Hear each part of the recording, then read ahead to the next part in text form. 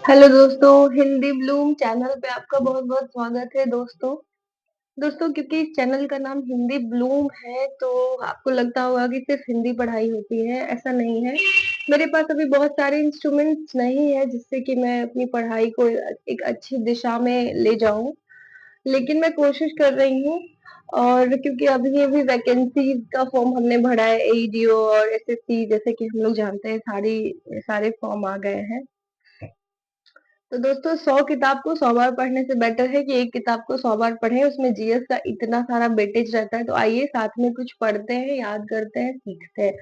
तो शुरुआत करते हैं हम लोग भारत का संविधान। पॉलिटी से शुरू करते हैं, धीरे-धीरे हम सारे चैप्टर्स को कवर करेंगे। अब देखिए 16वीं शताब्दी के अंत में लंदन के कुछ व्यापारियों ने भारत से व्यापार करने के लिए लंदन कंपनी की स्थापना की। 1600 ईस्वी के अंतिम महीनों में लंदन कंपनी को भारत में व्यापार करने का अधिकार पत्र मिला मतलब दिसंबर वगैरह में भारत से व्यापार करने का उनको पत्र मिला। अब होता क्या है जनरली अगर कोई कंपनी दूसरे देश में जाके व्यापार करती है तो उनका काम है कि वो अपने व्यापार पे ध्यान दें, वो अपने प्रॉफिट एंड लॉस पे ध्यान दें, शेयर्स पे ध्यान दें। लेकिन ये ईस्ट इंडिया कंपनी ने ये नहीं किया। इन्होंने भारत के इंटरनल मैटर में ये हस्तक्षेप करना शुरू कर दिया। जैसे 1707 में औरंगजेब की मृत्यु के बाद केंद्रीय प्रशासन के शक्तिहीन होने के साथ साथ ईस्ट इंडिया कंपनी ने यहाँ के आंतरिक राजनीतिक गतिविधियों में हस्तक्षेप करना शुरू कर दिया। 1757 में प्लासी के युद्ध में सिराजुद्दौला को, जैसे कि हम सब हिस्ट्री पढ़े हैं, हम लोग को पता है कि कैसे सिराजुद्दौला को मारा गया था कूटनीति के द्वारा। तो पराजित कर बंगाल पर अधिकार जमाया और 1764 में बक्सर के युद्ध में कंपनी ने जीत हासिल की।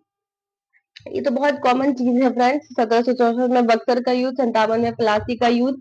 भारत में कंपनी के बढ़ते राजनीतिक प्रभाव पर संसदीय नियंत्रण के लिए ब्रिटिश सरकार द्वारा समय समय पर अधिनियम पारित किए गए। इन अधिनियमों ने भारत संविधान के निर्माण के लिए एक आधार तैयार किया गया।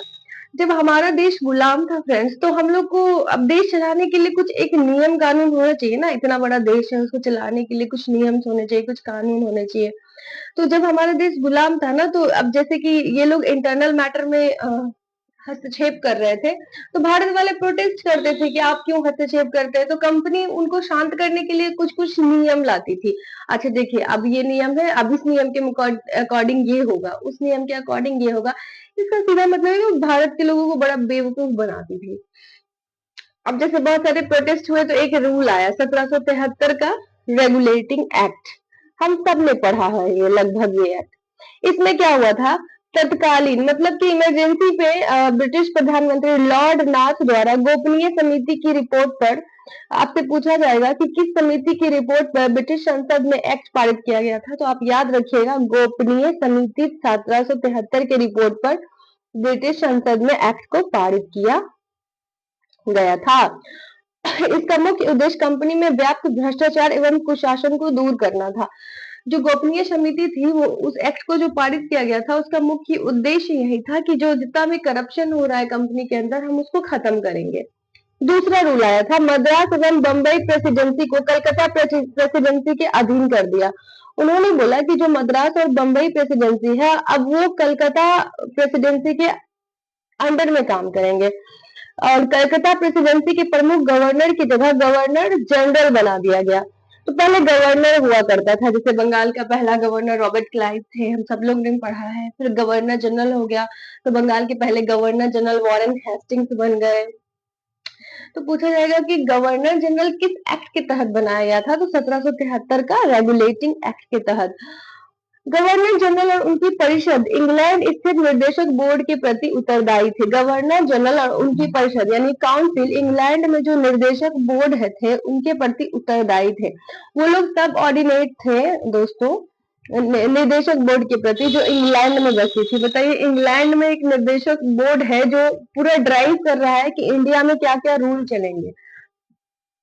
इस एक्ट में उच्चतम न्यायालय का गठन का प्रावधान था। आपसे पूछा जाएगा कि किस एक्ट में उच्चतम न्यायालय यानी कि हाई कोर्ट के गठन का प्रावधान था। क्योंकि उस वक्त ना आदमी के पास ये नहीं था कि हम अपनी बातें कहाँ जाके रखें, तो उनको बेवकूफ बनाने के लिए बोला गया कि ठीक है, हम ना हाई कोर्ट बनाएंगे, हम हाई कोर्ट का गठन करेंगे, जिसके थ्रू भारतीय जो है वहां पे अपनी बात रखेंगे, अपनी प्रॉब्लम्स का ये करेंगे। जिसके तहत 1774 में कलकत्ता में, अब एक्ट आया, उसके बाद 1774 में कलकत्ता में 4 सदस्यीय उच्चतम न्यायालय का गठन किया गया। 4 सदस्यीय उच्चतम न्यायालय का गठन किया गया। अब 4 पॉइंट रिवीजन, कुछ भी पढ़िए उसको रिवाइज हमें 10 बार करना है ताकि वो हमारे दिमाग में रहे, क्योंकि आप एग्जाम में किताब कॉपी नहीं अपना दिमाग लेके बैठते हैं, तो revision is the most important. 1773 के रेगुलेटिंग एक्ट में क्या क्या हुआ था दोस्तों? लॉर्ड नॉर्थ गोपनीय समिति की रिपोर्ट पर उन्होंने ब्रिटिश संसद में एक एक्ट पारित किया। इसका मुख्य उद्देश्य कंपनी में व्याप्त भ्रष्टाचार कुशासन को दूर करना था, मतलब करप्शन को हटाना था। मद्रास और बंबई प्रेसिडेंसियों को कलकत्ता प्रेसिडेंसी के अधीन कर दिया गया कि अब कलकत्ता के अंडर में मद्रास और बंबई की प्रेसिडेंसी काम करेंगे।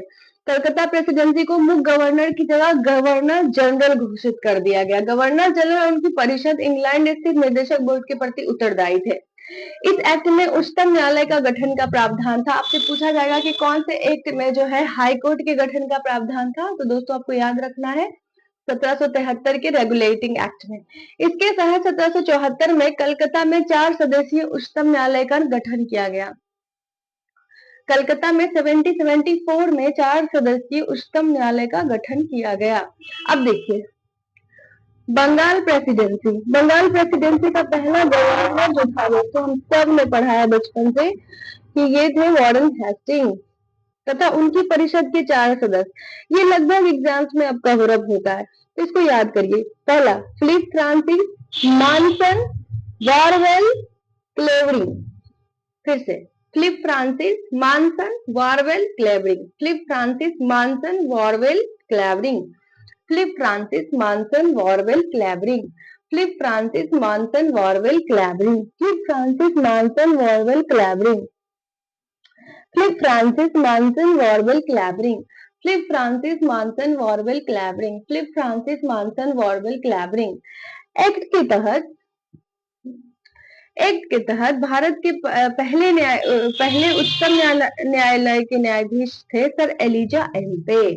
तो जो एक्ट बना था उसमें पहले न्यायाधीश का नाम था सर एलिजा एम्पे। याद रखिएगा ये जो एक्ट बना था ये हाईकोर्ट की स्थापना कलकत्ता में हुई थी, जिसमें 4 सदस्य के साथ हुई थी, Philip Francis Monson Barwell Clavering, और सबसे पहले जो थे न्यायाधीश थे वो थे सर एलिजा एम्पे। तो 1773 का रेगुलेटिंग एक्ट इतना ही था। थोड़ा सा रिवीजन फिर से कर लेते हैं। अब नेक्स्ट वीडियो में हम 1784 का पिट्स इंडिया एक्ट पढ़ेंगे। हमें बहुत धीरे पढ़ना है, लेकिन ऐसे पढ़ना है कि एक बार में याद हो जाए, हमें उसको दोबारा ना पढ़ना पड़े।